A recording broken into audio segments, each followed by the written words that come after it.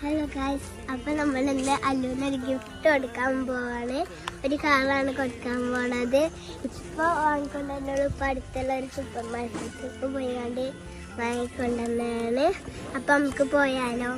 ഞാനും എൻ്റെ കാക്കും കൂടെ പോയി വാങ്ങിയതാണ്. അപ്പൊ നമുക്ക് അല്ലൂന് ഗിഫ്റ്റ് കൊടുക്കാം. നമുക്ക് പോകാം. കളിപ്പിച്ചു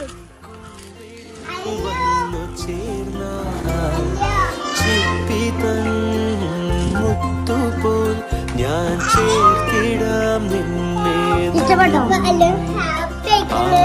ഇഷ്ടപ്പെട്ടോ?